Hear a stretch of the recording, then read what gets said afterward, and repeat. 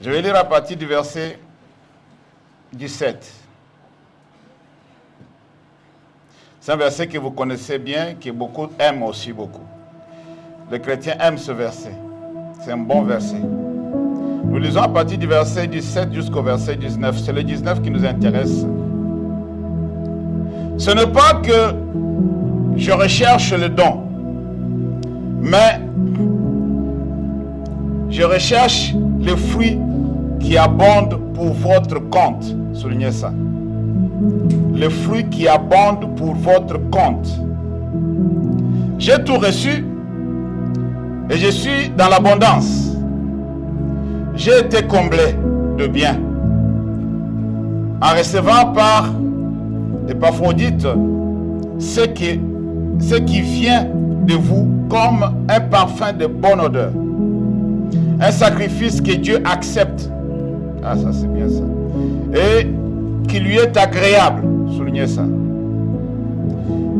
Verset 19. Et mon Dieu pourvoira à tous vos besoins selon sa richesse avec gloire en Jésus-Christ. Parole du Seigneur. Merci. Vous pouvez vous asseoir. L'Éternel, notre Dieu et notre Père, nous te bénissons et nous te rendons des actions de grâce pour ce moment merveilleux que tu nous as donné. Nous voulons encore une fois te demander de pouvoir disposer de notre entendement, de nos sentiments et de nos désirs. Et que chacun de nous et chacune de nous soit présent et présente dans cette salle. Loin de nous, tout voyage de pensée, toute distraction. Nous refusions, c'est notre Dieu, toute forme d'esprit d'envoûtement qui peut venir nuire encore une fois à notre vie dans ta présence. Glorifie ton nom, notre Père, notre Dieu, pour cette parole que nous venons de lire. Et que tous ceux qui entendront cette parole, c'est notre Dieu, non seulement avec leurs oreilles, mais aussi avec leur cœur. Et que nous soyons tous, mon Dieu, mon roi, bénis par ce qui sortira de ta bouche. Car la Bible dit, c'est poussé par l'Esprit de Dieu que les hommes ont parlé de la part de Dieu. Je crois que c'est toi qui vas parler à ce peuple, c'est toi qui vas les toucher, c'est toi qui vas les bénir, c'est toi qui vas les accompagner, c'est toi qui vas les soutenir. Gloire et louange à toi, notre Père, notre Dieu. Dans le nom de Jésus, nous avons ainsi prié et le Saint dise Amen. Amen. Nous allons parler aujourd'hui comme titre de ce message, le Dieu qui pourvoit. Amen. Le Dieu qui pourvoit. Pourquoi? Puisqu'il y a d'autres dieux qui ne peuvent pas pourvoir. Ils peuvent être des dieux, mais ils ne peuvent pas pourvoir. Ils peuvent tout simplement recevoir, épuiser les personnes qui leur font des sacrifices, mais à la fin, ils ne donnent rien. Et ce Dieu-là ne pourvoit pas seulement pour pouvoir. La Bible dit qu'il pourvoit à tous les besoins. Je ne sais pas quel type de besoin que tu as. Les besoins sont catégorisés. Dis catégorisés. Tes besoins ne sont pas mes besoins. Alléluia. On peut avoir des besoins parfois en commun, mais en particulier, il y a des besoins que toi tu as, que moi je n'ai pas ces besoins-là. Et il arrive que lorsqu'on prie, ou lorsque Dieu fait quelque chose, puisqu'il a dit lui-même que non, moi, il fait pleuvoir dans le champ du juste et le champ du méchant. Amen. Ça dit en quelque sorte, il pourvoit pour tout le monde. Mais si tu regardes bien, ça c'est différent. Alléluia. Quand tu pourvois pour tout le monde, ce n'est pas la même chose que lorsqu'il pourvoit pour ses enfants à lui. Pour ceux qui lui appartiennent. Pour ceux pour qui il est mort à la croix. Là, il pourvoit à tous les besoins. Tu peux trouver un homme riche, mais tu vas voir qu'il y a des besoins qu'il n'a pas, qu'il cherche à avoir, que toi tu vas dire que même ça aussi tu n'as pas. Il dit non, ça je n'ai pas. Alléluia. Amen, chrétien. Il peut y avoir des personnes, son besoin c'est de pouvoir dormir, mais il ne dort pas. Il n'a pas besoin d'argent, c'est dormir, juste dormir. La nuit, il ne dort pas. Il y a des besoins d'ordre de la santé. Alléluia. Que lorsque ça ne va pas, même si tu as des milliards, tu vas avoir toujours le souci que ce besoin-là n'a pas été satisfait. Alléluia. Il y a plusieurs besoins dans beaucoup de différents domaines. Moi, je vais vous parler aujourd'hui d'un Dieu qui pourvoit. Pourquoi? Puisque nous vivons dans un monde de certitude. Je partageais avec l'évangéliste, avec l'équipe avec qui nous étions ensemble il y a 2 jours, que nous tendons vers un monde plus en plus dans les certitudes. De crise en crise, de situation en situation, on demande de faire certaines choses qu'on ne croyait pas qu'on pouvait le faire. Et la plupart des choses qu'on nous demande de faire, par exemple, pour pouvoir diminuer l'utilisation de l'électricité, tout ça, puisqu'on va faire des coupures. Et moi, j'ai dit, mais moi, j'ai grandi dans ça. Je m'en fous. Je suis né dans un pays où le délestage, c'est normal. Mais quand nous sommes arrivés ici, c'est quelque chose qui appartient au passé. Amen. Mais il commence maintenant à revivre les choses du passé. Et ça ne plaît pas à tout le monde. Même le président s'est montré très fâché. Pourquoi vous créez de la peur aux Français? Pourquoi vous créez de la crainte aux Français? Tout ça. Pourquoi le président n'a pas été d'accord de tout ce qui s'est dit par rapport à l'électricité? On va faire ceci, on va faire cela. Il y a des personnes qui sont malades dans des maisons et ces personnes-là ont besoin de machines toujours branchées. Mais quand on va couper l'électricité, maintenant, comment ils vont respirer? C'est-à-dire ils sont condamnés à mort. Alors il y a beaucoup de besoins dans des hôpitaux, dans des écoles. Vous connaissez, vous suivez les infos. Alléluia. Alors nous vivons dans un monde d'incertitude. Et toi, enfant de Dieu, comment tu vas te comporter? Lorsqu'il y a toujours des mauvaises nouvelles, lorsqu'on te dit que demain, ça ne sera pas mieux qu'aujourd'hui, comment toi tu raisonnes? Comment toi tu penses? Tu crois à ça ou tu as autre possibilité de pouvoir raisonner différemment de ce qui s'est dit? Ou tu as encore d'autres sources de revenus ou d'autres sources comment je peux dire, d'autres sources d'appui où tu vas avoir quelque chose que les autres n'ont pas? Est-ce que tu vis aussi dans la peur? Ou tu vis aussi dans la crainte comme les autres? Ou tu es dans la confiance et dans la foi en celui en qui tu as cru? Je te parle d'un Dieu qui pourvoit. Le monde est devenu de plus en plus pessimiste. On n'a plus des optimistes. Les gens qui croient que demain ça sera mieux. Vu ce qui se passe aujourd'hui, c'est ça le monde, c'est ça l'homme. La Bible dit que nous ne marchons pas selon la vue, nous marchons selon la foi. Alléluia. Alors quand tu veux voir ce qui se passe et commencer à analyser des situations autour de toi, tu n'auras pas d'espoir pour demain. Pour les plus faibles, ils vont se suicider. Penser que sa fortune va aller de moins en moins jusqu'à ce qu'il va devenir pauvre. De son vivant, il dit non, il faut que je parte avant que ma fortune me laisse. Alléluia. Je vais partir avant mon argent, avant mes économies. Mais ici, quelque chose s'est passé. L'apôtre est en train de dire quelque chose d'extraordinaire. Il dit, ce que moi je cherche auprès de vous, ce n'est même pas les dons. Je cherche les fruits qui sont non à mon compte, mais à votre compte. C'est-à-dire, chacun de nous peut épargner avec Dieu, avoir quelque chose dans son compte qui va être en quelque sorte un ravitaillement pendant qu'il est dans le besoin de pouvoir ne pas succomber comme les autres. Il s'est passé en Égypte la même chose. Dieu a montré à Pharaon des années, 7 années de sécheresse, 7 années d'abondance. Amen. Et les abondances devraient venir avant la sécheresse. Ça dit quelque chose. Pourquoi Dieu n'a pas permis la sécheresse avant l'abondance?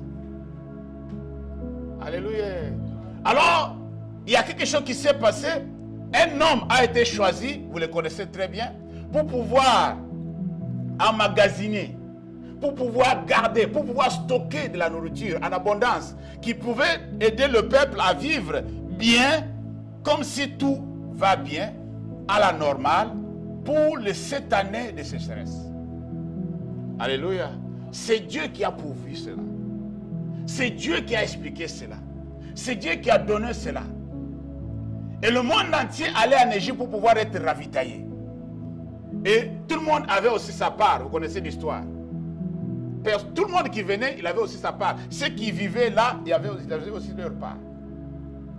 Mais dans votre compte, il doit y avoir de la provision. Mais ce compte n'est pas ici sur la terre, c'est un compte céleste. Dis compte céleste. Dans le compte céleste, il n'y a pas de limitation de découverte. On n'a pas compris. Dans le compte céleste, il n'y a pas que non, tu es en rouge ou tu es dans... Non, ce n'est pas comme ça, puisque ce n'est pas géré comme ici. C'est géré différemment. C'est-à-dire, le compte en banque que nous avons auprès de Dieu, c'est un compte commun. Dis compte commun. Il n'y a pas quelqu'un... C'est-à-dire, c'est dans le compte de Dieu que nous tous, on est en train d'épuiser. C'est-à-dire, le compte que Dieu a, la capitale qu'il a, c'est là où nous sommes en train d'épuiser. C'est ce que la Bible dit. Mon Dieu pourvoira tous vos besoins selon sa richesse. Alléluia. Avec gloire. Notre banquier, c'est Dieu. Sa capitale est inépuisable. Dis inépuisable. Alors du coup, chacun de nous a sa part dans cette capitale. C'est-à-dire, quand toi tu mets quelque chose là-bas, c'est que non, dès que chaque fois que tu auras besoin, tu peux avoir au-delà de ce que tu veux, au-delà de ce que tu as demandé. Pourquoi notre Dieu, c'est un pourvoyeur. Amen, bien-aimé. Alors la Bible dit, ce que je cherche, c'est pour votre compte. J'ai tout reçu et je suis dans l'abondance. J'ai été comblé de biens.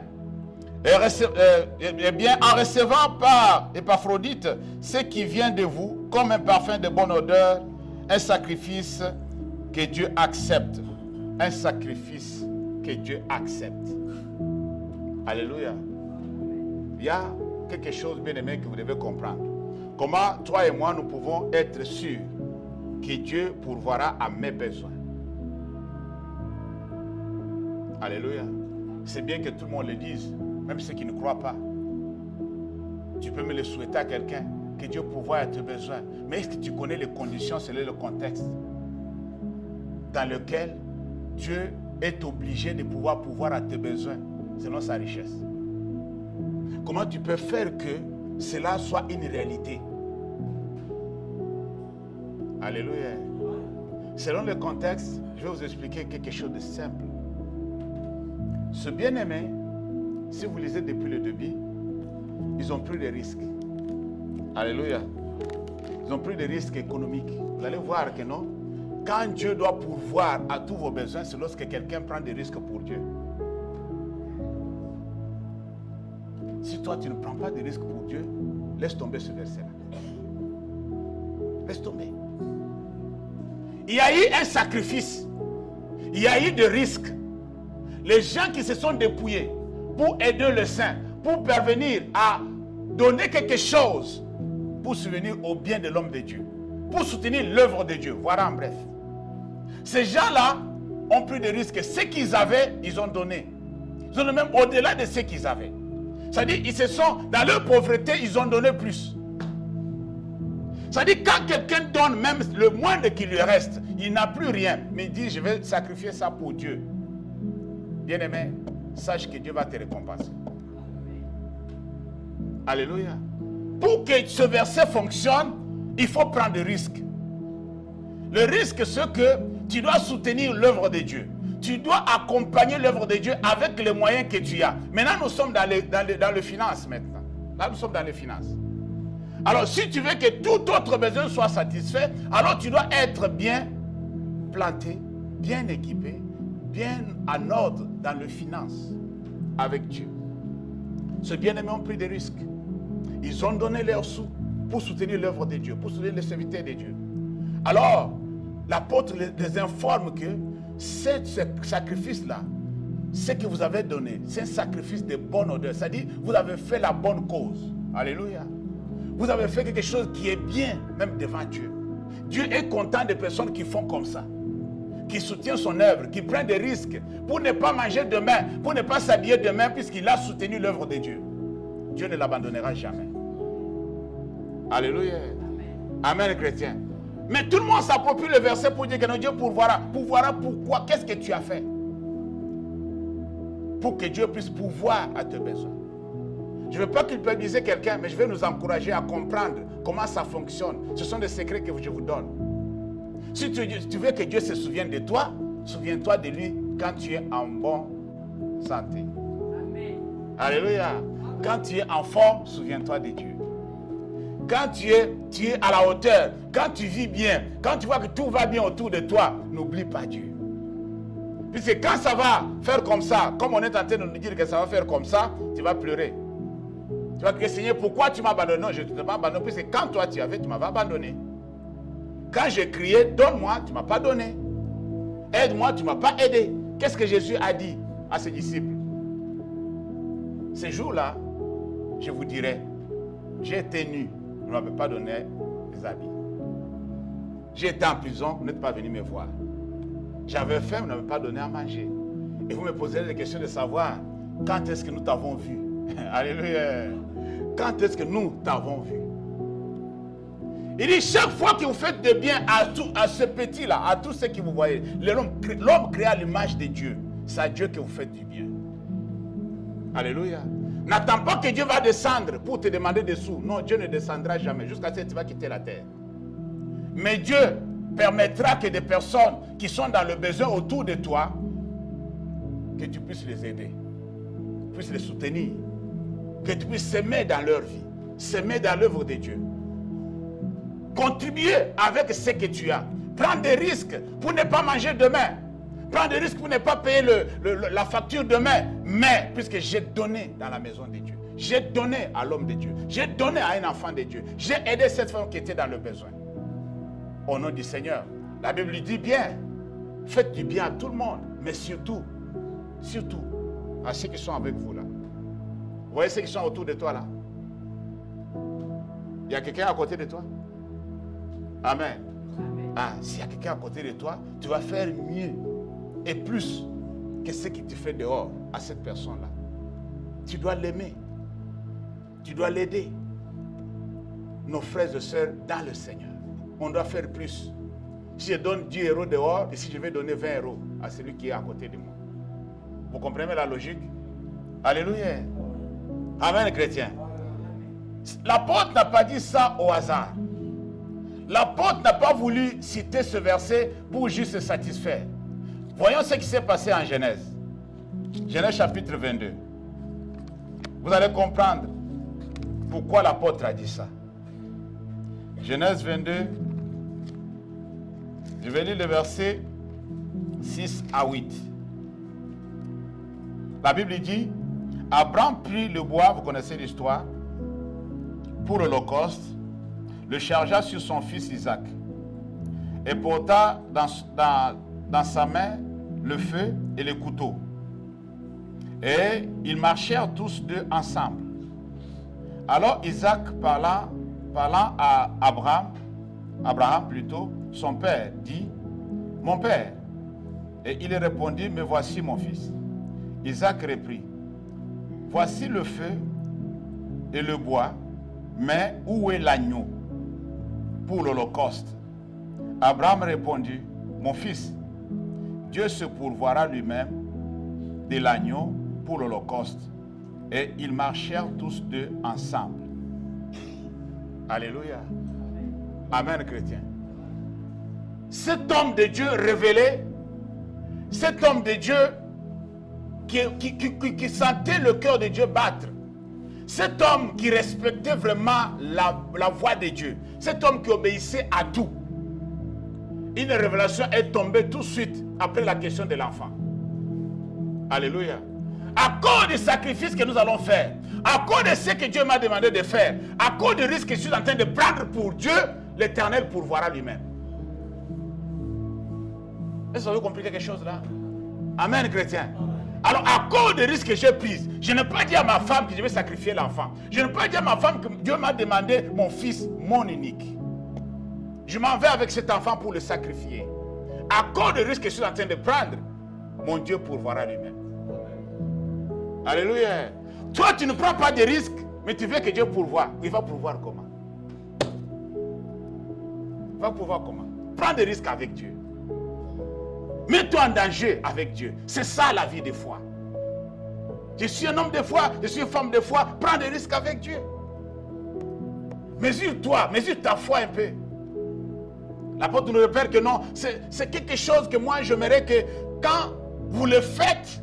Vous êtes en train d'emmagasiner beaucoup de chances, beaucoup de grâce de votre côté pour pouvoir que chaque fois que vous êtes dans le besoin, puisque les enfants de Dieu ont toujours tendance à penser que non, comme tu es un enfant de Dieu, tu n'auras pas de besoin. Non, tu vis. Tu es une personne qui vit. Amen. Normalement, tu dois avoir des besoins. Tu n'es pas un monstre. Tu n'es pas un esprit. Quand le besoin vient, il ne faut pas regretter. Il y a des gens, quand le besoin se présente, ils commencent à pleurer. Non. Toi, tu pensais que non, les besoins, il faut que les besoins arrivent. Alléluia. Pour que tu puisses subvenir à ce besoin-là. Si tu n'es pas à mesure, tu as un Dieu. Dis un Dieu. J'ai un Dieu. Alléluia. Amen, chrétien. Alors le besoin est là et moi je ne suis pas à la hauteur. Alors je vais m'accrocher à mon Dieu. Je dis, Seigneur, maintenant il y a un besoin, fais quelque chose. Tu ne vas pas laisser passer cette histoire comme ça. Je suis dans le besoin.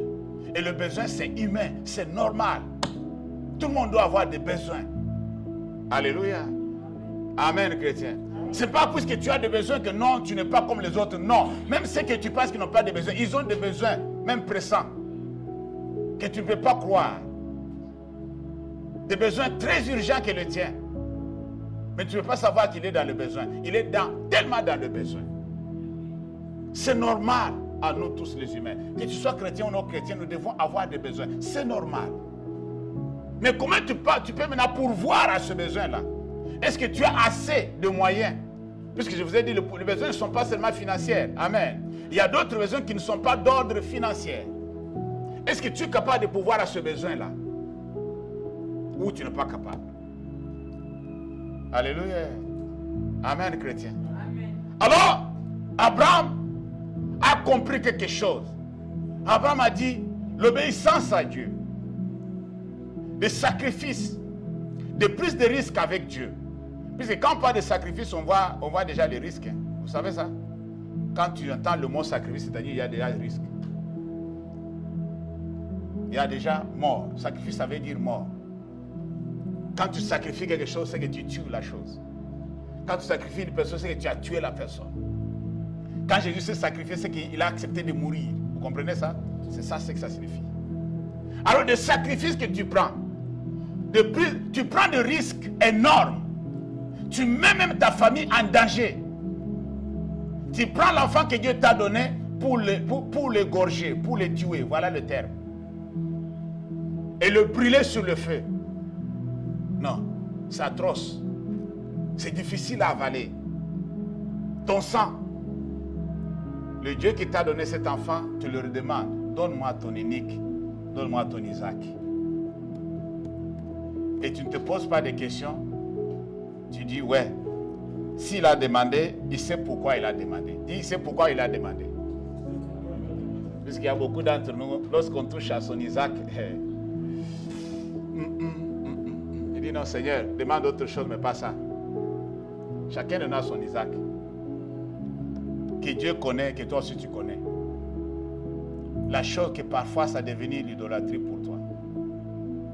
La personne, parfois que cette personne est devenue quelque chose d'adorable, plus que Dieu. Chacun de nous a son Isaac, qui ne veut jamais se séparer avec. Et Dieu dit, c'est ton Isaac là que moi je veux. Est-ce que tu as mesure de pouvoir céder? D'abord, la plupart des fois, il faut savoir d'abord écouter Dieu pour savoir si c'est Dieu qui t'a demandé. Amen. Abraham était quelqu'un qui était déjà habitué à écouter Dieu. C'était un habitué avec Dieu. C'est-à-dire quand Dieu lui parle, il n'a pas de doute. Il sait que c'est Dieu qui a parlé. Sinon, si c'est aujourd'hui là on te dit comme ça, tu dis non, c'est moi qui rêve. Amen. Non, ça c'est pas la voix de Dieu. Arrière de moi Satan. Heureusement que ces mots n'avaient pas été encore prononcés avant qu'Abraham reçoive ce message. Alléluia. Christ n'était pas encore venu pour dire que non, arrière de moi ça. Il n'était pas encore venu. Sinon, Abraham allait renvoyer ça de loin, dans les endroits arides. Très loin. Ça, ce n'est pas Dieu, ça. Dieu ne peut pas me demander ça. Non, ça, ce n'est pas Dieu. Mais comme il était un habitué, il était quelqu'un qui était en communion avec Dieu, il pouvait identifier et certifier. Amen. que c'est Dieu qui me les demande, c'est Dieu qui veut que je lui donne Isaac. Avec des précisions. Il devrait aussi faire le voyage jusqu'à l'endroit où Dieu avait préparé pour que cela se fasse. Quelle précision. Il connaissait l'adresse. Il ne pouvait pas douter. Amen. Alléluia. Même l'adresse lui a été donnée. Il ne pouvait pas douter. C'est lorsqu'ils sont arrivés, il a regardé, il dit là, c'est cette montagne-là. Il dit bon, les autres, vous restez ici, nous on va avancer. Alléluia. Il a identifié la montagne sur laquelle il devrait sacrifier son unique. C'est pourquoi toi et moi, nous devons comprendre ce secret. Nous devons apprendre à connaître Dieu par ce que Dieu a déjà fait. Ce que Dieu nous a révélé. C'est-à-dire, nous devons prendre des risques avec Dieu. Amen. Alléluia. Je vais nous aider à comprendre des choses. Prenons des risques avec Dieu. Qui ne risque rien, n'a rien, disent les Américains. Si toi tu ne veux pas risquer, tu n'auras rien. Nous tous on a risqué, hein? Je ne vais pas parler de ça. On a risqué, c'est pourquoi on est là. Parce que pourquoi tu touches ton visage. Moi je n'ai rien dit. Amen. Si on n'avait pas risqué, on ne devrait pas être ici. Amen, chrétien. Alors dans la vie, il faut risquer. Ça passe ou ça casse. Mais comme nous avons Dieu, on a quelque chose de plus. Dis quelque chose de plus. On a où s'accrocher. Quand ça ne va plus, Dieu dit, à la fin, viens. Alléluia. Sors de là. C'est ce qui s'est passé avec Pierre. Pierre a demandé à Jésus, est-ce que je peux venir aussi vers toi marchant sur l'eau? C'était bien précis. Et le Seigneur a dit, non, tu peux venir. Viens. Courageux qu'il était, il a posé son premier pied. Ta. Alléluia. Il a trouvé que c'était du béton. Il dit, là c'est fini. Là, je m'en vais. Alléluia. Il a quitté maintenant, il a enlevé l'autre pied qui était dans la pirogue. Il a enlevé encore. Il voit qu'il ne s'enfonce pas. Il a posé encore pas. Il dit, ancien, qu'est-ce que je vois là? Alléluia. Je crois que ma résistance était par rapport au pied qui était dans la pirogue, mais non. C'était le pied qui était déjà sur l'eau, qui était mon appui. Alléluia. Le pied qui était déjà à risque. Vous n'avez pas compris ce que je voulais dire. Regardez-moi ce que je fais là. Je fais comme ça. Je sens que c'est fort, c'est dur. Et j'arrive à soulever l'autre. Pendant que l'autre est encore dans le vide, dans le risque. Est-ce que vous comprenez quelque chose maintenant? Amen. Il a essayé avec son premier pied.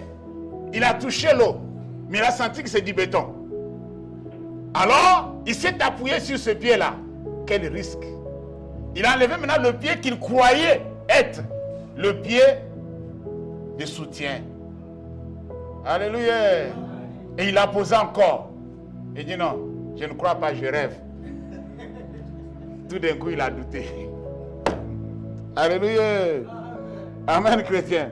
Dès qu'il a douté, il a commencé à faire quoi? À s'enfoncer. Jésus a dit, mais pourquoi tu as douté? Tu sais, quand Pierre a douté, ce n'était pas audible. Les doutes ne sont pas audibles. Les doutes sont intérieurs. Paul est devant moi. Si Paul est en train de douter de ce que j'ai dit, je ne saurais pas. C'est lui, il me regarde. Mais vous ne savez pas ce qui se passe en lui. Mais imaginez-vous, la personne qui était devant Pierre a compris ce qui s'est passé dans Pierre. Il dit non, si tu as commencé à t'enfoncer puisque tu as douté, je sais ce qui s'est passé. À l'instant où tu as enlevé l'autre pied pour poser sur l'eau, tu as douté, tu n'as pas cru que tu marches sur l'eau. Alléluia. Tu n'as pas cru. Alors, Jésus est capable de voir ton état d'âme. Dis l'état d'âme. Il est capable de voir ton intérieur. Il est capable de voir ce qui se passe en toi. Sans que tu le dises. C'est lui qui saura si tu as douté ou tu n'as pas douté. Alléluia. Il a dit, bon, d'accord, comme tu n'arrives plus, Il a tenu par la main. Il dit rentre dans la prière. Rentre. Alléluia. Rentre. Moi aussi je vais rentrer. Rentre.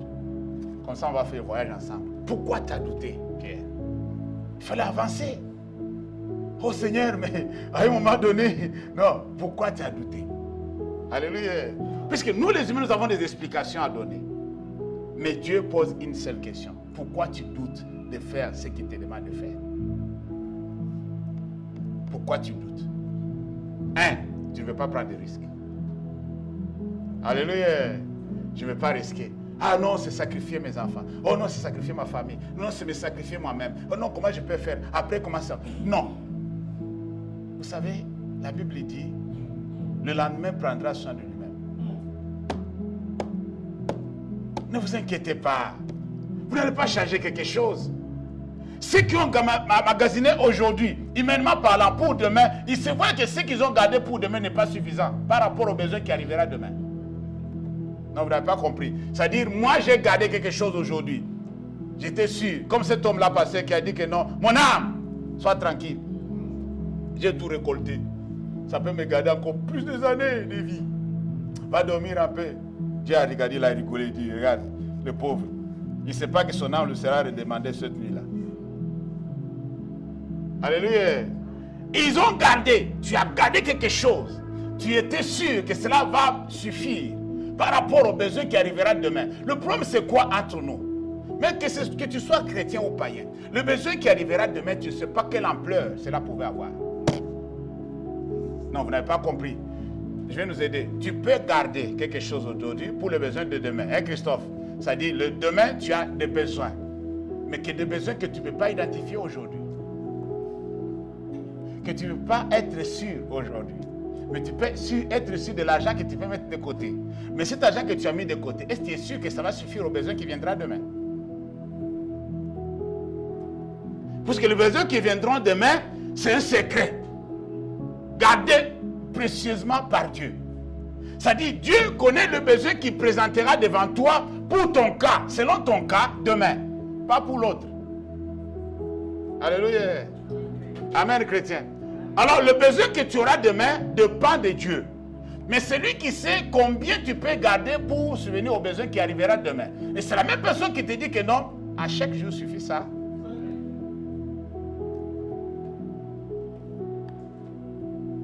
Entre nous, qu'est-ce que nous devons faire maintenant? Qu'est-ce que nous devons faire maintenant? Des besoins viendront demain. Ils sont en train de prédire certaines choses, mais d'autres choses qui sont cachées, ils ne connaissent pas. Même les scientifiques, même les autorités, même les politiciens, même le diable lui-même, il y a des choses qui l'échappent. Dis les choses l'échappent. Les choses l'échappent. Amen. Beaucoup de choses l'échappent. Il se retrouve comme ça. Hey, il est déjà passé. Hey, il est passé. Beaucoup de choses l'échappent. Le diable ne connaît pas tout. C'est notre Dieu qui connaît tout. C'est notre Dieu qui est partout. Le diable ne peut pas être partout en même temps. Un jour, il était chez Job. Après quelques jours, il est parti voir Dieu. Mais chez Job, il n'y avait personne. Vous avez compris l'histoire là? Pendant ce temps-là, il n'était pas avec Job. Mais il était de passage chez Job. Il a vu ce qui s'est passé. Mais Job ne savait pas que Satan a fait visite. C'est pourquoi on dit, veillons et priez. Il rôde comme un lion, cherchant. S'il cherche ici, il ne trouve pas, Tony, il va aller chez l'autre côté. Ne crois pas qu'il va faire son habitation chez toi. Non, non. Il a des démons espions. On va parler de ça un jour. Alléluia. Les démons espions, ils rentrent dans la vie des gens ou dans des foyers selon les portes que vous avez ouvertes, par exemple. Ce sont ces démons-là qui deviennent comme des mouchards. C'est-à-dire, ils donnent des informations. Ce sont des gens de services secrets. Vous voyez le monde, il y a des problèmes entre les États-Unis et la Russie par rapport aux espions. Vous connaissez les espions? Voilà, on les appelle les espions, les démons espions. C'est-à-dire, lui, il prend des informations pour donner au maître. Il dit que non, il vient de sortir. Il vient de sortir. Mais le maître n'est pas là. Il lui dit qu'il vient de sortir. Non, il vient de rentrer. Maintenant, il va aller dormir. Voilà. Il est devant la télé. Alléluia. Il est devant la télé. Mais le diable n'est pas là. Amen, chrétien. Il faut qu'on parle de ces choses-là et qu'on explique. Mon problème est que chacun de nous doit comprendre cela, doit saisir cette réalité. C'est-à-dire, n'ayez pas peur de lendemain. Ne pense pas que demain, ça sera compliqué. Je vais tomber en faillite. Je serai par terre. Ça sera... Ne pense pas toujours au scénario catastrophique, comme on dit. Amen. Ça ne sera pas catastrophe demain. Non, crois seulement. Et tu verras ce que Dieu va faire. Dieu n'abandonne jamais le sien. Alléluia. Le sacrifice que tu fais pour Dieu aujourd'hui, demain tu vas récolter. C'est comme ça que lui fonctionne. Lui ne fonctionne pas comme les humains. Tu lui donnes aujourd'hui, demain tu lui demandes de dire que non. Toi tu m'as déjà donné combien? Moi je t'ai jamais donné. Non, combien tu m'as donné? Les 2 que tu m'avais donné là. Ça devient le 2 que tu m'avais donné. Mais c'était quelque chose à l'époque, non? Alléluia. Et tu cries trop pour les 100 euros.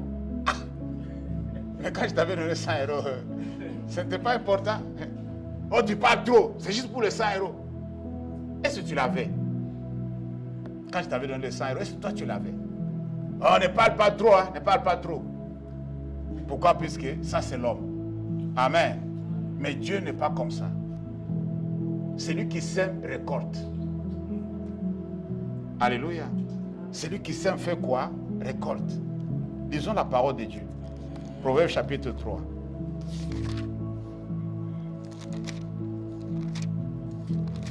Proverbe chapitre 3. Le Dieu qui pourvoit. Je lis le verset 9 et 10. La Bible dit ceci. Honore l'Éternel avec tes biens et avec le prémice de tout ton revenu. Souligne ça. Alors tes greniers seront remplis d'abondance et tes cuves regorgeront de mou. Alléluia. Amen. Toi, tu veux vivre dans l'abondance. Toi, tu veux manquer de rien. Toi, tu veux dire comme David, l'Éternel est mon berger, je ne manquerai de rien. Mais le berger qui te conduit là, ce qu'il te demande de faire, est-ce que tu le fais? Est-ce que toi, tu prends des risques pour le berger aussi? Nous ne sommes pas, permettez-moi le terme, nous ne sommes pas des moutons, hein? Nous sommes des brebis. Amen. Nous ne sommes pas des moutons, nous sommes des brebis. Mais pas des brebis animales, des brebis humains. Je précise. L'animal ne se comporte pas comme un humain. Alléluia. Nous sommes des brebis. Pourquoi? Vous n'êtes pas posé la question de savoir pourquoi Dieu demande un sacrifice vivant. Puisque normalement, le sacrifice, avant de pouvoir sacrifier, on égorge d'abord. C'est ce qu'Abraham voulait faire, non? Il va d'abord égorger le petit avant de le mettre au feu. Mais le sacrifice que Dieu cherche aujourd'hui, c'est le sacrifice vivant. C'est-à-dire, comme tu vis là, hein, grâce, comme tu vis là, tu te donnes.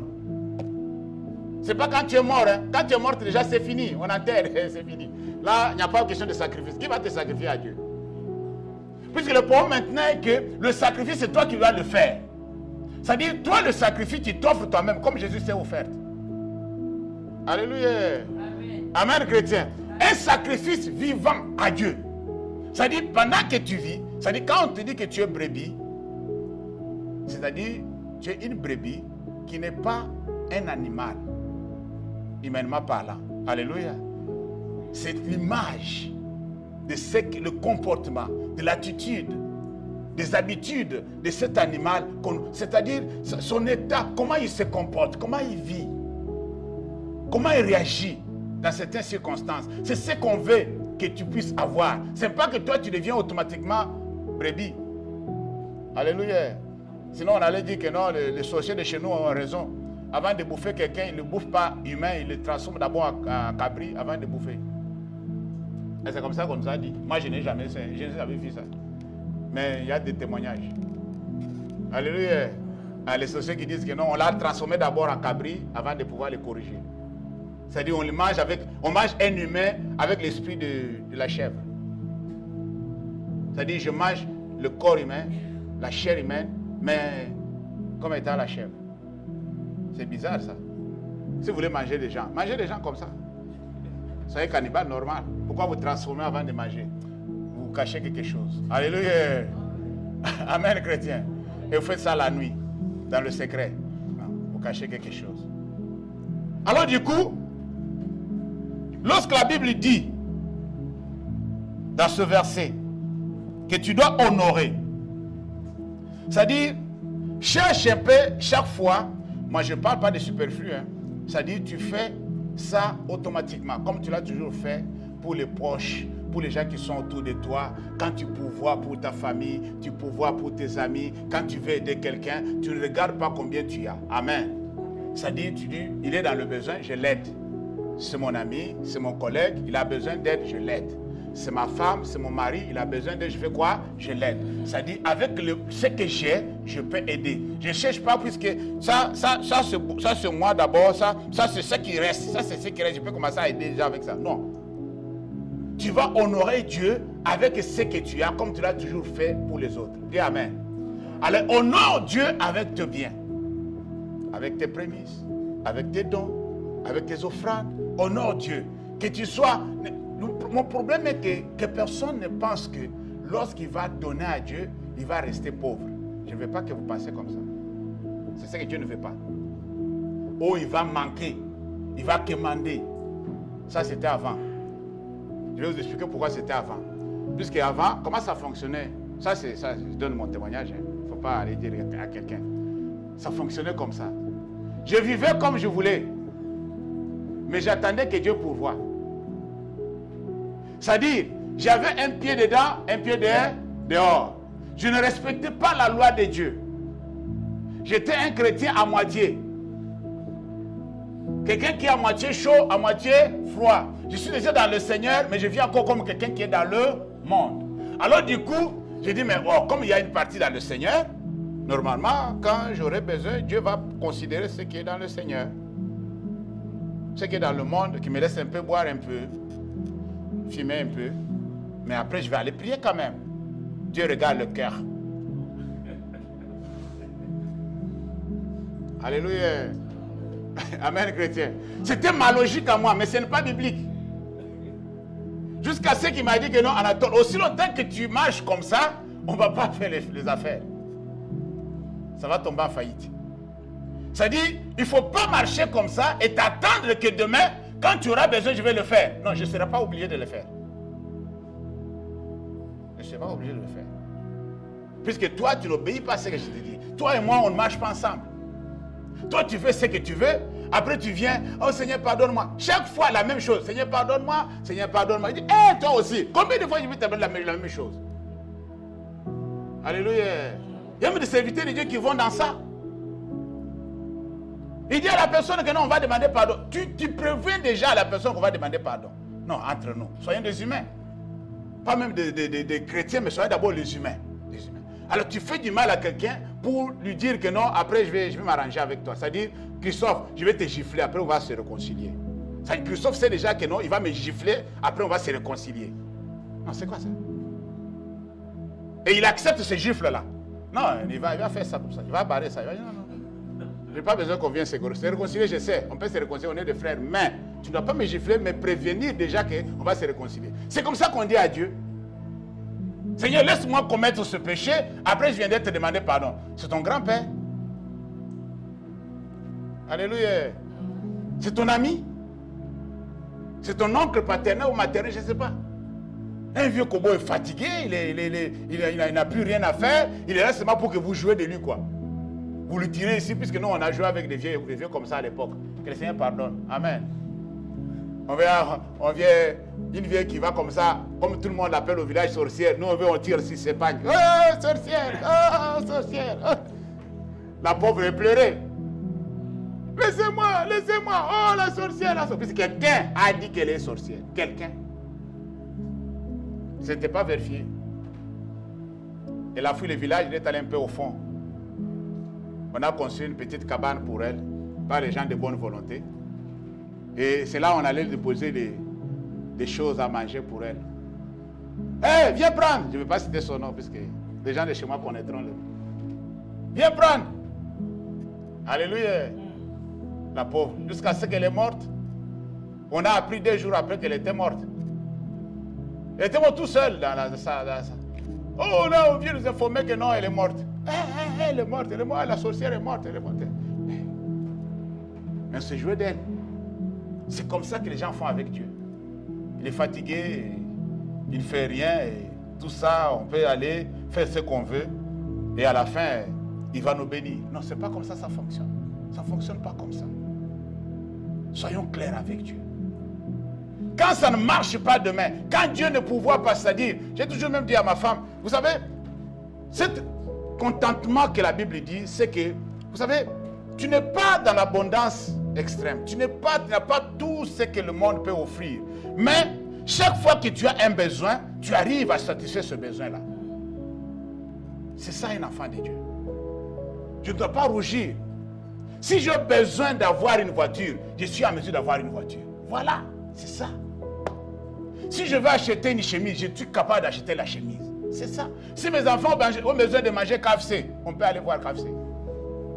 Vous avez compris quelque chose maintenant? Alléluia. C'est pas dire que non, on n'est pas, mais on ne peut pas, Non, chaque fois je dis à ma femme, dès qu'on est capable de faire ça, dis gloire à Dieu. Puisque le besoin de ce jour-là, nous l'avons satisfait. Nous l'avons fait. C'est passé. J'ai dit, gloire à Dieu, on avance. Demain, on va voir ce qui va arriver. Et toi, tu penses chaque jour, ce sera toujours KFC? Non. Il faut changer quand même. C'est pas toujours la même chose chaque jour, non. Alléluia. Demain, ça peut être McDonald's. C'est KFC, on est fatigué du poulet. On va aller manger maintenant la beurre. Le beurre. Le steak. Alléluia. Amen, chrétien. Et demain, ça sera Burger King. Vous connaissez Burger King? Alors, l'homme ne peut pas être satisfait à faire la même chose, la routine. Ça ne peut pas marcher. Ça dit chaque fois, il faut varier. C'est pourquoi je vous dis que le besoin, ça va aussi varier. Dans beaucoup de domaines, ça varie. Ce qui était pour toi casse-tête hier, ça ne devrait pas être aussi casse-tête aujourd'hui. Alléluia.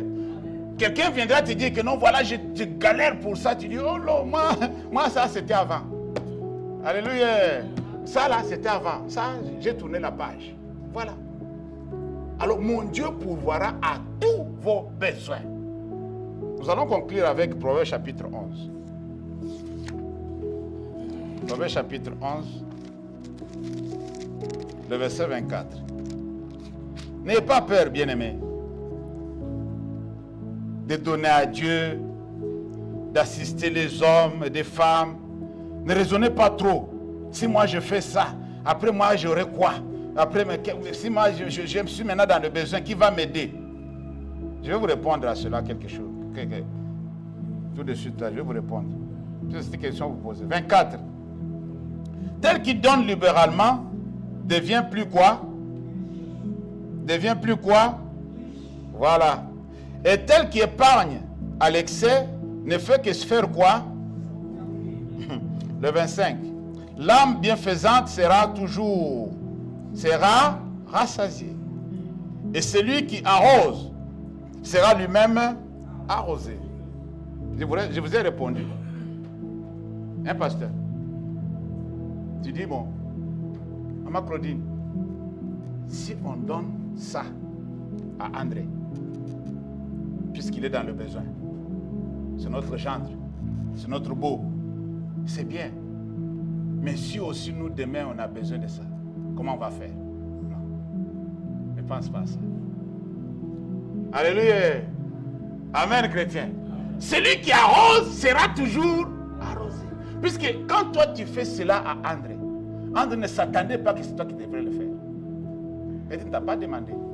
Mais tu as vu que le bien-aimé dans le besoin, je vais le faire pour lui. Je me fais comprendre, pasteur. Alors du coup, comme par surprise, il voit que non, le pasteur m'a envoyé ça, il m'a donné ça pour le besoin tel. Ah, pasteur, je ne m'attendais pas que ça vienne de toi. Vraiment, merci beaucoup, pasteur. Vraiment, que Dieu te bénisse, tout ça. Quand tu fais ça, tu as arrosé André. Tu as arrosé André. André va grandir, va porter des fruits. Peut-être ces fruits-là, c'est les autres qui vont bénéficier. Mais quand toi, tu seras aussi dans le besoin, pour que quelqu'un d'autre t'arrose, Dieu a des hommes et des femmes qui vont t'arroser. Là où je suis présentement, là, ce n'est pas ma famille qui m'a amené jusqu'ici. Mon parcours est très compliqué. Mais tout ça, ça s'est passé entre les mains des personnes qu'aujourd'hui, je ne les connais même plus. Je les ai oubliés, tous. Mais c'était juste pour que j'arrive là où l'Éternel voulait que j'arrive. Il a utilisé n'importe qui, n'importe comment. Alléluia. Lucien, tu comprends ce que je dis? Voilà, tu dois comprendre. il peut utiliser n'importe qui, n'importe comment, pour que tu arrives là où il veut que tu arrives. Pour que le besoin là soit satisfait. Il y a un besoin qui doit être satisfait. Maintenant, le moyen où tu dois arriver par là, ne te pose pas de questions. Dis Seigneur, moi je vais toujours arriver. Amen. Je vais arriver, je vais toujours avoir ce besoin satisfait. Mais comment je dois y arriver? D'où viendra ceci, d'où viendra cela? Ce n'est pas mon problème. Ce n'est pas mon problème. Celui qui arrose sera toujours arrosé. Amen. Dieu n'abandonne jamais le ciel. Toi, tu peux dire que non, moi je ne vais pas l'aider. Il y a quelqu'un qui est à côté de lui qui dit, moi je l'aiderai. Alléluia. Amen, Amen chrétien. C'est difficile de trouver que tout le monde dit la même chose. Même si la majorité, selon la démocratie, ils ont dit non, il y aura une minorité qui va dire, on va l'aider. On est en train de lapider l'apôtre, on est en train de chercher de l'amener sur la place publique pour pouvoir le corriger. Un poignet de personnes dit, assez viens, on va te faire éclipser par ici, tu vas aller chez moi à la maison, tu vas sortir par là et tu vas fuir. Quand ils vont venir, ils ne vont pas te trouver. Ah, gloire à Dieu. Mais ils ne s'attendaient pas à ça. Alléluia. Ils ne s'attendaient pas à ça. Ce verset doit être notre méditation de tous les jours pour ne pas succomber ou ne pas pleurnicher demain. Dire que Seigneur, tu m'as abandonné. Si Jésus a été abandonné puisqu'il devrait se sacrifier, ce n'est pas puisqu'il a fait quelque chose de mal. On est d'accord? Puisque c'était le plan de Dieu, il fallait qu'il passe par là. C'est pourquoi il dit, Seigneur, mon Dieu, pourquoi tu m'as abandonné? Alléluia. Eli, Eli, lama sabata. C'était pour la mission. Ce n'était pas pour le manger, le boire. Que Dieu m'a abandonné. Non. Non, jamais. Ce n'était pas pour les besoins naturels. Non. Bien-aimé dans le Seigneur, tel qui donne libéralement devient plus riche. Nous avons appris par des témoignages qu'il y a des occultistes qui profitent de... Parce qu'il y a beaucoup de gens qui ont vécu ça dans leur famille. Qui profitent de, comme on dit dans le monde, la chance des autres. C'est-à-dire, il utilise, il fait semblant de pouvoir vous prendre en charge, vous aider, tout ça dans la famille, mais en réalité, il profite de votre étoile. Non, vous n'avez pas compris. Lui voit, si l'Éternel nous donne le temps, on va parler des gens qui ont les 4 yeux, des gens qui ont 2 yeux. Toi, tu as 2 yeux, non? Tu sais qu'il y a des personnes qui ont 4 yeux. Ah, on va vous expliquer comment ça fonctionne. Puisque nous sommes tellement naïfs, nous oublions qu'il y a d'autres membres qui sont sur nous qu'on ne peut pas voir, que le diable a attachés à nous. Alléluia. Et ces membres-là sont en train de lutter contre les membres que nous avons naturellement. La Bible appelle ces membres-là des membres qui sont sur la terre. Il y a des membres qui sont au ciel et les membres qui sont sur la terre. Tu as déjà entendu parler que Dieu a une main. Tu as déjà entendu que Dieu a une main. Tu n'as jamais entendu parler que la main de Dieu. Oh! Tu n'as jamais entendu parler de la face de Dieu. Oh. Alléluia. Tu n'as jamais entendu parler des yeux de Dieu. C'est-à-dire que ce sont des yeux, des choses qui, dans le ciel et sur la terre, ça doit exister. Mais il y a d'autres choses qui dans le ciel, ça existe, mais sur la terre, ça n'existe pas. Oui, d'autres choses aussi qui sur la terre, ça existe, mais dans le ciel, ça n'existe pas. Alléluia. Amen, chrétien. On aura à voir ça. Vous allez comprendre pourquoi on dit ça. Et il y a des personnes comme ça, ils profitent de l'étoile des autres pour pouvoir s'enrichir, pour pouvoir être toujours dominant dans la famille. Alléluia. Pour pouvoir contrôler la situation. Alors, la Bible dit que non, celui qui donne libéralement devient plus riche. En quelque sorte, on change maintenant de côté. On enlève ça du côté mauvais, on va maintenant du côté positif. C'est-à-dire, comme toi tu aides, comme toi tu donnes, c'est-à-dire, le bien est au rendez-vous sur ton chemin. C'est comme si tu attires le bien vers toi en donnant aux autres. C'est-à-dire, plus tu donnes, plus tu es toujours au-dessus. Plus tu es toujours supérieur. Je vous dis la vérité. Tout ce que le diable fait, il a copié chez nous. C'est un voleur. Les occultistes qui profitent des résultats des autres, ils savent comment bénéficier de la grâce des autres.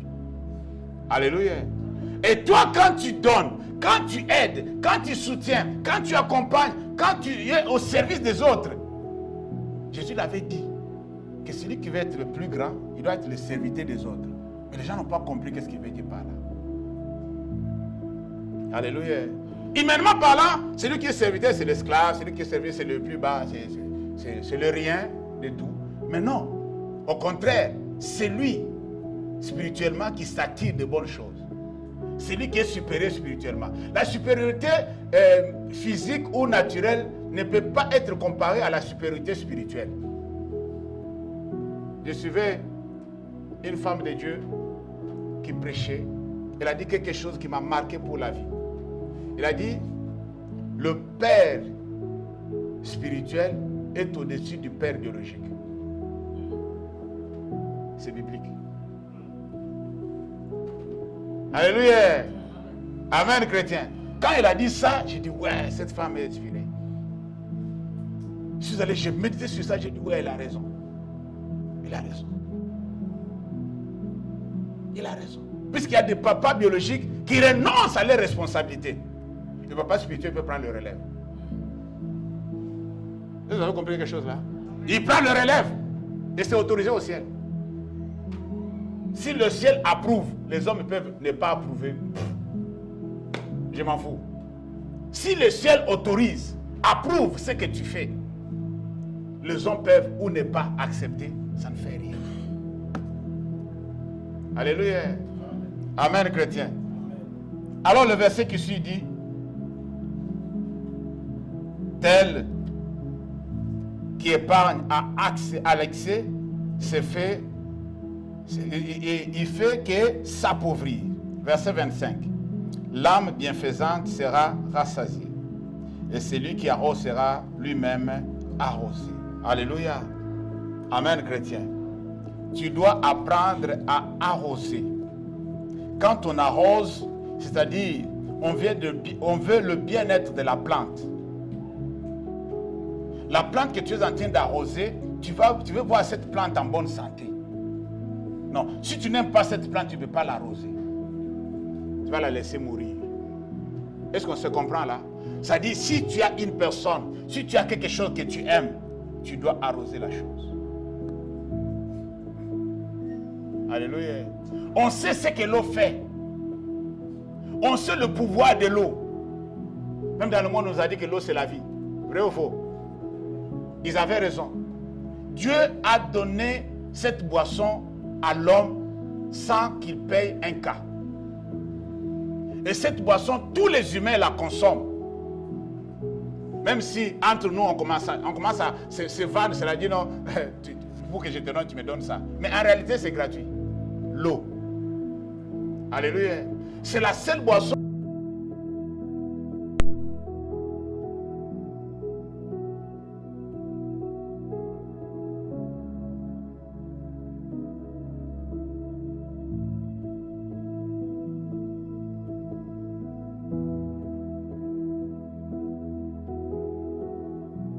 Tu vas récolter, tu vas manger. Dis Amen. Amen. Et l'eau, je vais laisser seulement l'eau couler. Même quand les enfants d'Israël ont crié dans le désert, ils ont crié, oh nous n'avons pas de l'eau à boire. Il dit non, Moïse, ça c'est gratuit. Alléluia. Même si l'endroit n'est pas adapté à ce type de situation, l'endroit ne veut pas avoir, puisque quand Dieu décide qu'il y aura un désert ici, c'est que l'eau ne va pas arriver là-bas. J'ai eu la chance d'être dans le désert. J'ai posé la question aux habitants du désert, pasteur. Et la dernière fois que la pluie est tombée, c'est dans l'année. Et nous sommes tous dans la même planète, ou bien nous venons de notre planète. Et ils comptent des années. La dernière fois qu'ils ont vu la pluie tomber. Moi, je me souviens que chez moi, c'est presque chaque mois. Amen. Je dis que non, parfois on est béni, on ne sait pas qu'on est béni. Allez dans le désert. Allez voir ce qui se passe. Voyez comment l'eau est chère dans le désert.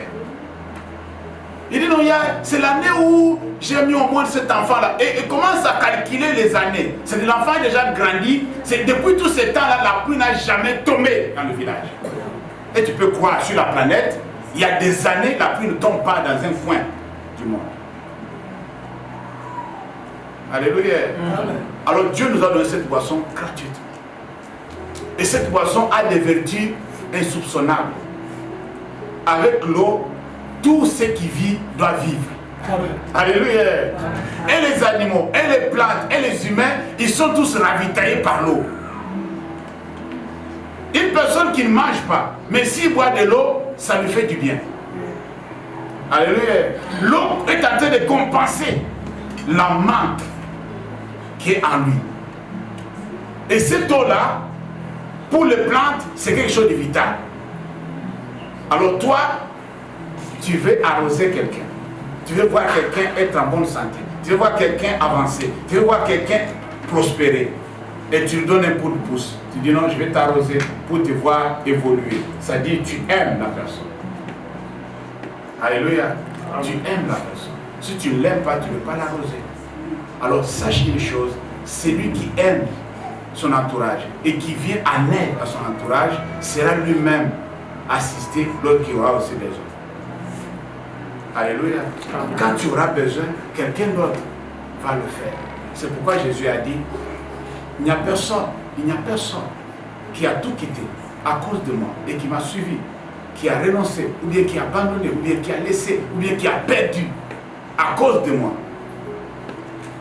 Dans ce monde ici, il aura encore et des parents, et des enfants, et des biens, et des terres. Est-ce que vous comprenez ça? Il a commencé à citer. À la fin, il dit que non, pour couronner tout ça, pour les siècles à venir, la vie éternelle. Ça dit, tu peux tout perdre à cause de lui, mais tu auras encore. Alléluia. J'ai vu des personnes chassées de leur famille puisqu'ils ont été convertis. Dieu leur a dit, je ne vous laisserai pas comme ça. Il leur a donné encore une grande famille, une bonne famille, qui est la famille qu'ils ont quittée.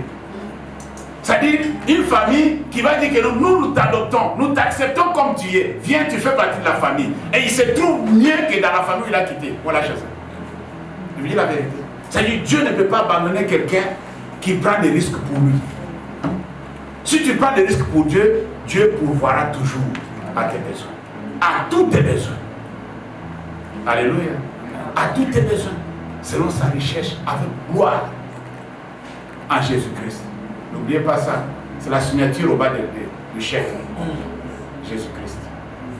Si ce chèque-là est signé, c'est-à-dire le banquier Dieu qui est dans son capital, amen. Il a beaucoup. Et il décide de pouvoir subvenir à tes besoins. Il prend quelques millions. Il met sur le chèque. Alors, pour que ce chèque soit valable, soit acceptable, pour que l'argent soit transféré, il faut qu'on signe en bas. Cette signature-là s'appelle Jésus-Christ. Alléluia. C'est Jésus-Christ qu'il faut signer en bas. Tout ce que vous faites, faites-le au nom de qui? De Jésus. Au nom de Jésus. Si tu le fais vraiment au nom de Jésus, va, dors en paix. Demain, quand tu seras dans le besoin, Dieu va envoyer même des corbeaux pour te nourrir. Est-ce que vous avez compris quelque chose? Quand tu seras dans le besoin, le corbeau veut venir te nourrir. On voit le corbeau venir comme ça. La mouka, prends. Alléluia. Tu dis, mais toi tu viens d'où? Il s'en va, il dit non, c'est pas ton problème. C'est pas ton problème. C'est comme ça que l'homme de Dieu a vu des choses. Et il a vu ça premier jour. Deuxième jour. Toi tu viens le matin, tu viens le soir pour me nourrir. Ah, j'ai compris. Dès que le corbeau arrive, c'est que les gâteaux sont venus. Alléluia. Mais est-ce que l'homme de Dieu a voulu savoir si le corbeau a ramassé dans la poubelle ou il a ramassé dans la poubelle? Non, c'est pas son problème. C'est pas son problème. Hein? Voilà. C'est ce que je voulais que vous compreniez. Le gâteau venait. Est-ce que le corbeau a volé et le corbeau a demandé? Alléluia. C'est pas mon problème. C'est pas mon problème. Et si le corbeau a tout fait dans la poubelle, il a pris, c'est pas mon problème. Le problème est que Dieu a envoyé le corbeau pour me nourrir. Dis Amen. Amen. Le corbeau d'abord c'est un animal impur, puisque les gens, nous avons toujours la liste. Alors, s'il y a des gens qui peuvent m'aider, mais pas un autre. Pourquoi toi tu dis pas un autre? Pourquoi tu mets des limites? Bon non, je sais pasteur, il y a des gens qui peuvent m'aider, hein. C'est clairement, les gens peuvent m'aider, mais pas un autre. Ah. Pourquoi tu l'exclus? Tout peut changer. Amen. Amen. Dieu peut utiliser n'importe qui. La personne que tu vois que la personne là est vraiment vulnérable, c'est la personne juste qui va t'aider à t'en sortir de la situation où tu es. La personne que tu négliges, que non, je n'ai jamais vu au volant d'une voiture, il fait tellement des transports en commun. C'est cette personne-là qui va t'acheter la voiture. Tu vas dire, mais c'est pas possible. Mais toi-même, tu n'as pas la voiture. Tu dis, non, prends. Tu seras étonné. Tu seras étonné. La personne qui vit en location, en colocation, tu peux croire qu'il peut t'acheter une maison. Voilà ce que Dieu peut faire. C'est-à-dire, toi, il ne faut pas catégoriser les gens. Non, ils peuvent m'aider, mais pas seuls. Non, ça vraiment, ça, il faut oublier. Même humainement par là, tu ne vois pas qu'il n'est pas à la hauteur. Les gens que tu crois qu'ils sont à la hauteur, ils ne sont pas à la hauteur. Alléluia. Ils ont assez, mais ils n'ont pas le cœur de pouvoir aider quelqu'un pour devenir comme eux. Ils ont dans l'abondance, mais ils ne sont pas à la hauteur de pouvoir faire du bien aux autres. Ils sont égoïstes. Amen. Ils sont égoïstes. Ils veulent avoir que eux. Si tu vas bien, tu vas plus, tu vas voir que non. La personne que tu es en train de voir qu'il est à la hauteur, il peut me faire du bien. C'est la personne même qui tue pour avoir ce qu'il a. Il tue pour avoir ce qu'il a. Pour garder ce qu'il a. Il fait tout ce qui a son pouvoir pour garder ce qu'il a. Pour conserver ses biens. Il est prêt à assassiner. Alléluia. Il escroque la personne que tu dis là. Alors ce n'est pas une bonne personne. Toi tu le regardes, tu dis ouais, lui il est bien. Comme la Bible dit que non, Seigneur, mais pourquoi nous les enfants de Dieu on souffre, mais le méchant prospère? Il ne faut pas dire ça devant Dieu. Dieu n'aime pas que les enfants de Dieu disent ça. C'est interdit pour les enfants de Dieu. Ah ouais, non, on était aussi tentés un jour, pasteur.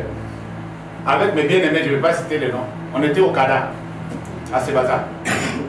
Et pendant que nous on galérait pour les documents, il y a eu des gens de l'Europe de l'Est qui se promenaient, leur business c'était de vendre des drogues. Tu sais comment ils circulent, ils font tout ça là.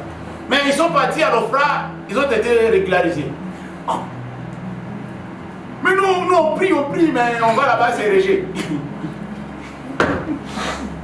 Alors, on a commencé, comme on dit à Lingala, Koyima Yima.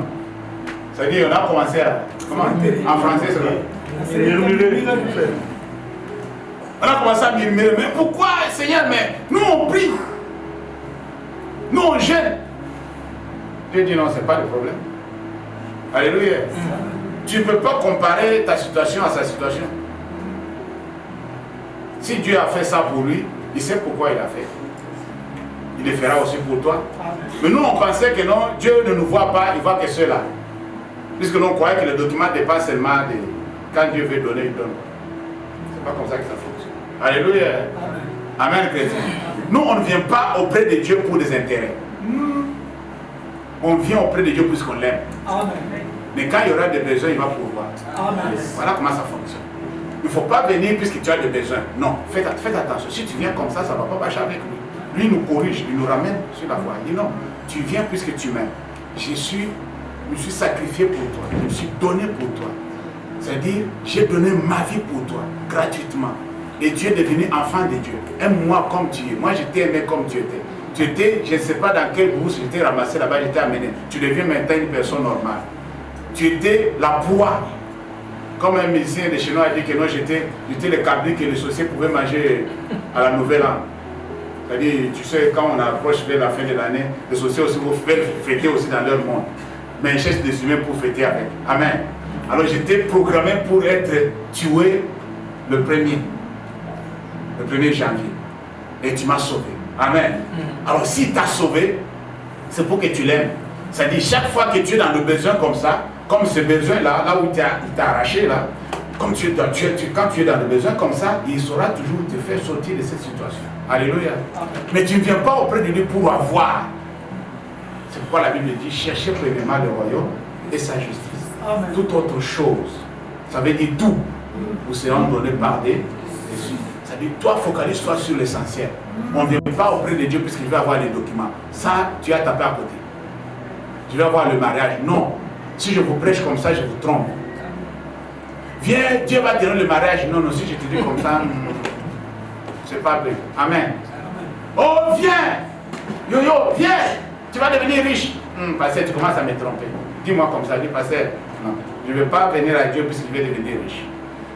Alléluia. Amen, chrétien. Viens à Dieu, il va te donner des enfants. Non, aime Dieu.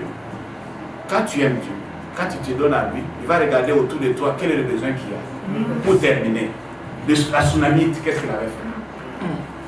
Elle avait fait juste son devoir de recevoir l'homme de Dieu, de faire du bien. Elle a pris le risque de prendre un inconnu.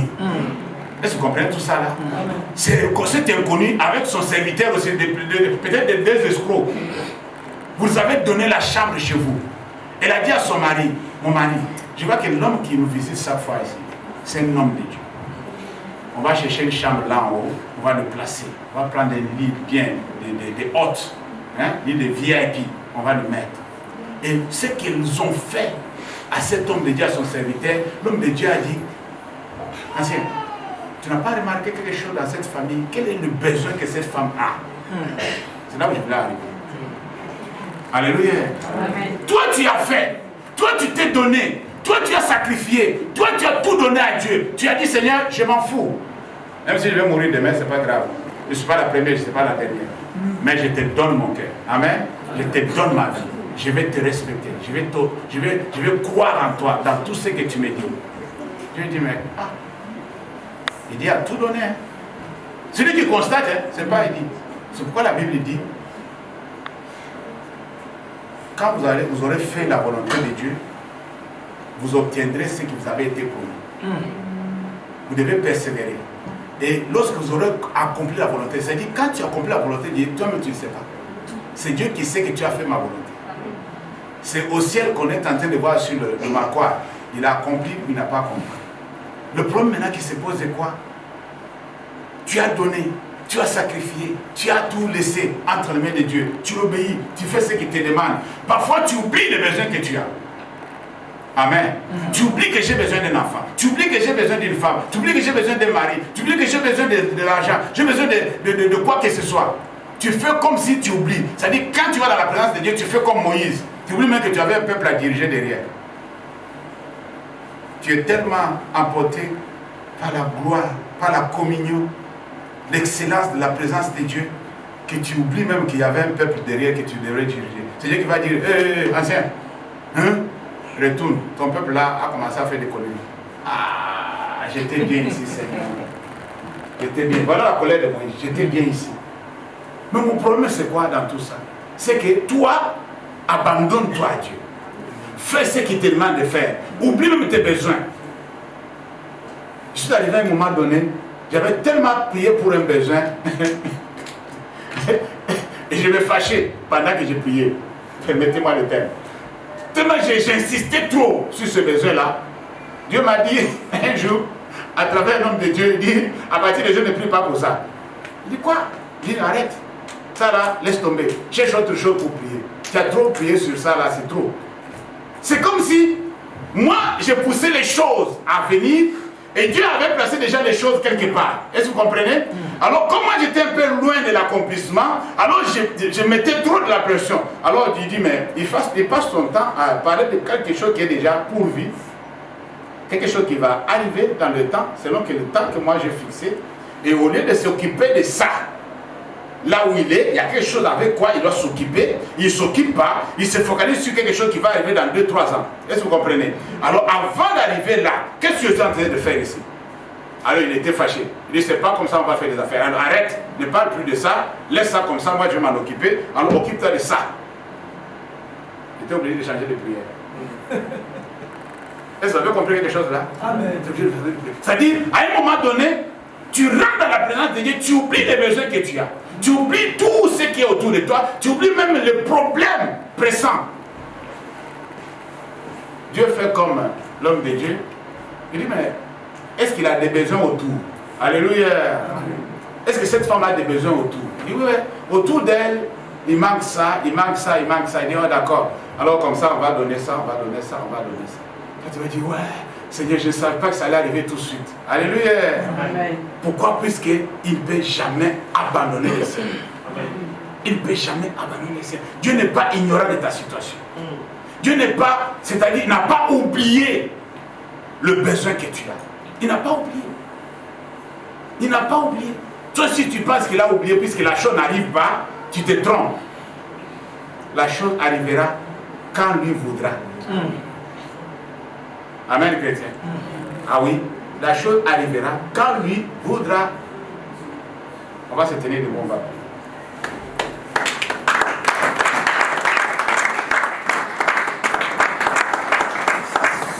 Notre Dieu est souverain. Notre Dieu ne ment pas. L'apôtre n'a pas fait l'erreur de nous donner ce verset. Mon Dieu pourvoira à tous vos besoins,